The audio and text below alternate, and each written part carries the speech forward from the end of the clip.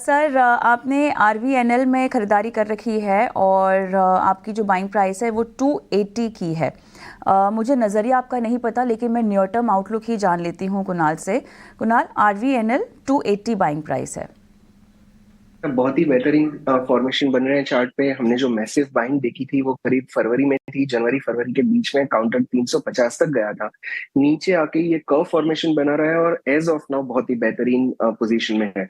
सो 250 के stop loss से अगर किसी को नई भी बाइंग करनी है तो इस काउंटर में डेफिनेटली कर सकते हैं। जो इसका पहला टारगेट बन रहा है वो है 340 का, और उसके ऊपर हमें 375 तक के भी लेवल्स देखने मिल सकते हैं। अतुल हमारे साथ इस वक्त जुड़े हुए हैं मुंबई से।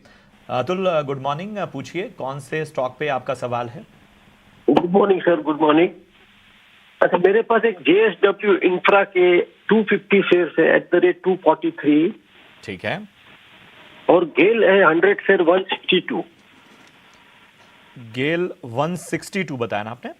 हाँ, रेट हाँ 162 के भाव से लिए। ठीक है, तो चलिए, दोनों ही स्टॉक में आपने निचले स्तरों पे खरीदारी की है, तो फिलहाल मुनाफा होता हुआ। बस मैं थोड़ा आपका नजरिया जानना चाहता हूं, कब तक आप इस स्टॉक में रुक सकते हैं? 2 क्वार्टर।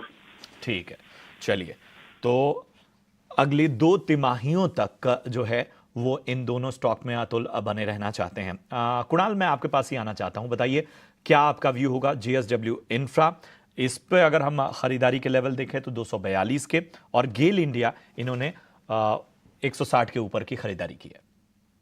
सो प्रशांत, पहले जेएसडब्ल्यू इंफ्रा की अगर बात करें तो इस काउंटर ने जहां लिस्टिंग दिखाई थी करीब करीब 140 का लेवल था, वो अक्टूबर में था। तब से लेके अब तक ये काउंटर ने अब तक अपने ट्रेंड बरकरार किया है। इनफैक्ट 2 दिन पहले जो बॉटम बनी थी 240 की, वही ट्रेंड लाइन सपोर्ट था और वहीं से काउंटर ने बाउंस दिया है। ट्रेंड बहुत ही अच्छा है। सो थोड़ा सा लंबी अवधि का नजरिया हमारे व्यूअर को मैं बताना चाहूंगा कि रखें, और यहीं पे डेफिनेटली होल्ड करके रखें। अगर ये काउंटर 260 के ऊपर निकलता है तो इसका जो पहला टेक्निकल टारगेट है वो है 300 रुपए का, और 300 पे भी एग्जिट नहीं करना है। ट्रेलिंग स्टॉप लॉस से इस काउंटर को लंबी अवधि के लिए होल्ड करना है। आई थिंक ये बहुत ही अच्छी रिवर्स यहाँ से दे सकता है। अगर हम गेल की बात करें तो again GAIL is a trending counter. करीब करीब 1 डेढ़ महीने से साइडवेज कंसोलिडेशन में है, बट ट्रेंड अभी भी बरकरार है। 185 का सपोर्ट है, 185 के सपोर्ट के नीचे अगर जाता है तो एक बार फिर से रिविजिट करें। अदरवाइज इसमें भी एज ऑफ नाउ बने रहने की सलाह होगी। टारगेट 215 से 220 के हो सकते हैं। गेल में 220 215 के टारगेट्स, और जेएसडब्ल्यू में भी आपको बने रहने की ही सलाह फिलहाल लंबी अवधि के लिए हालांकि रेकमेंड की